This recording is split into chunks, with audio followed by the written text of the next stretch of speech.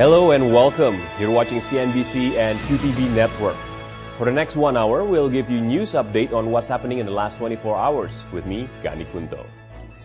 First, the latest on the ongoing conflict between KPK and the National Police. The ad hoc fact-finding team on Chandra and Bibit case has today finished their task. The team, spearheaded by Adnan Buyung Nasution, will give their recommendation to the President tomorrow at 1400 hours in the State Palace. Tim verifikasi kasus Bibit Chandra hari ini akan menyelesaikan tugasnya. Tim yang dipimpin Adnan Buyung Nasution tersebut rencananya akan menyerahkan hasil rekomendasinya kepada Presiden Susilo Bambang Yudhoyono besok siang pukul 14.00 waktu Indonesia Barat di Istana Negara. Selama menjalankan tugasnya, Tim 8 telah memanggil sejumlah nama seperti pengusaha Anggodo Wijaya, Kabareskrim nonaktif Susno Duaji, Ari Muladi, dan juga mantan Ketua KPK Antasari Ashar. Pemanggilan dilakukan untuk membuat titik terang akan kasus skenario pengkerdilan KPK yang dilakukan sejumlah petinggi negeri ini. Skenario ini terungkap dalam rekaman KPK yang diputar di Mahkamah Konstitusi beberapa waktu lalu. About 130 House members have signed a petition requesting the establishment of an inquiry committee for the bank Century bailout.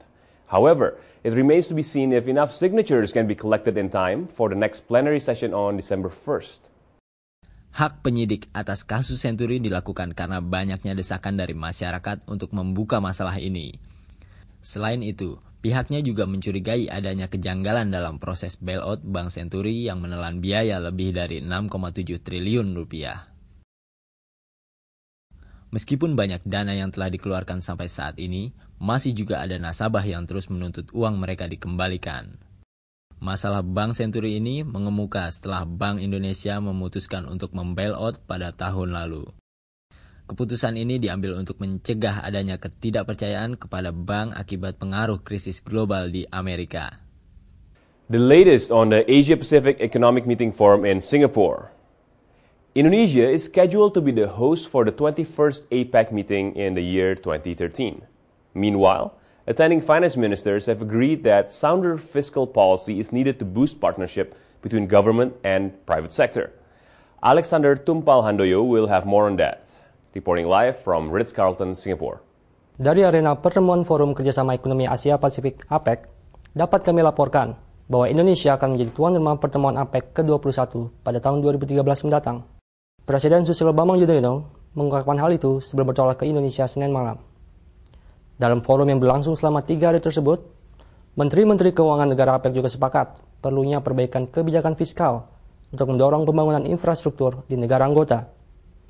Program stimulus fiskal ini diharapkan dapat mempercepat pemulihan ekonomi dunia yang terpukul oleh krisis keuangan global. Saat ini pun, para Menteri Keuangan APEC tengah mempelajari sejumlah negara yang menerapkan pembangunan infrastruktur dengan pola public-private partnership.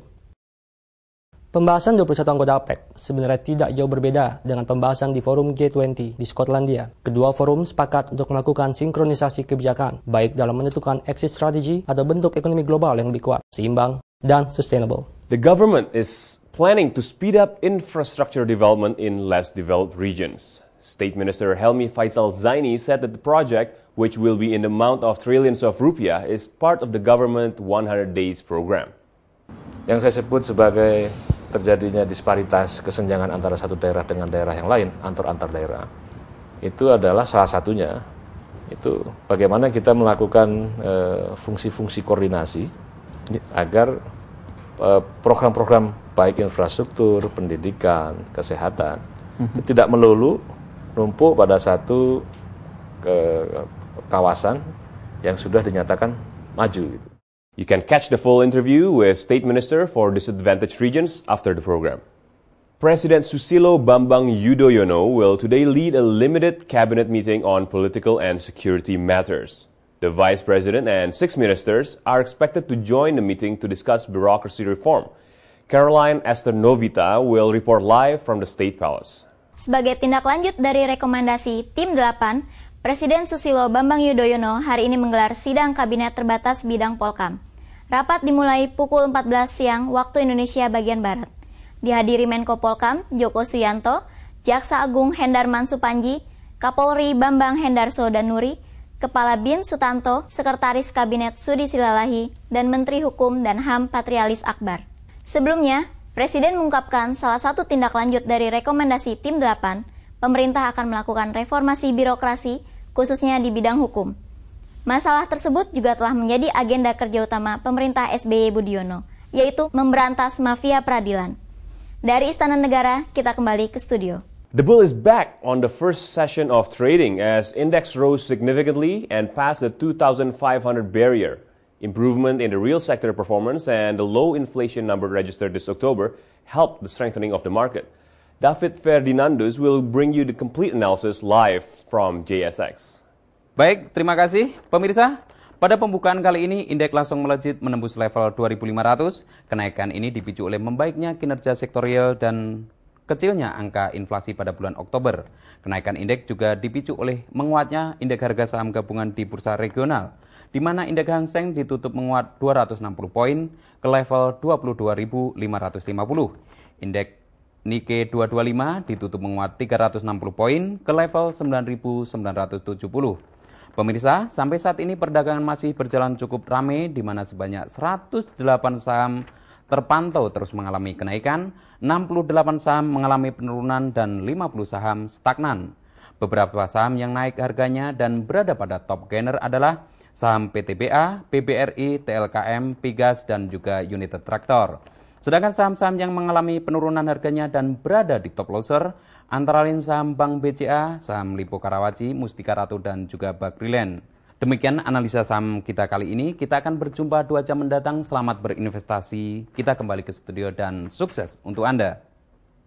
Asia's biggest jazz event, Java Jazz Festival, is back in town.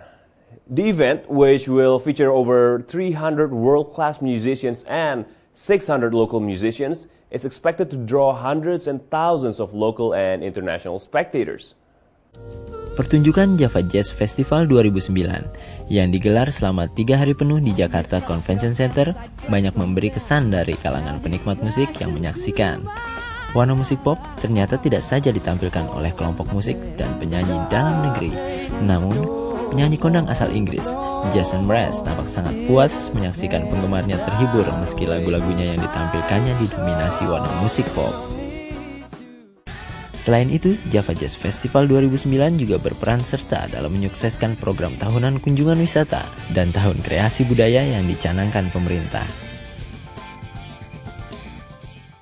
From the ASEAN Basketball League ABL, Satria Muda Britama is set to face the Philippine Patriot during tomorrow night's semifinal. Satria Muda currently ranks at number 3 while Philippine Patriot is at number 2.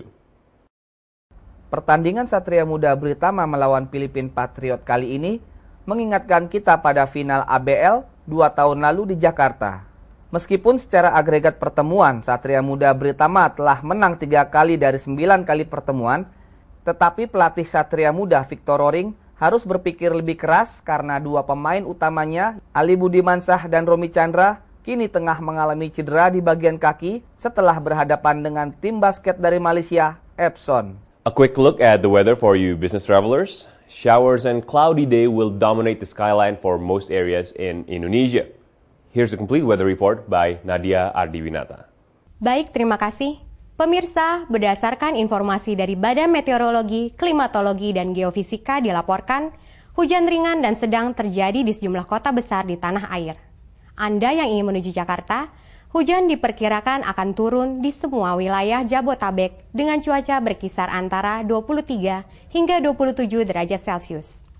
Hujan dengan skala tinggi juga akan terjadi di Bandung, Medan, Manado, dan Makassar dengan cuaca antara 23 hingga 26 derajat Celcius.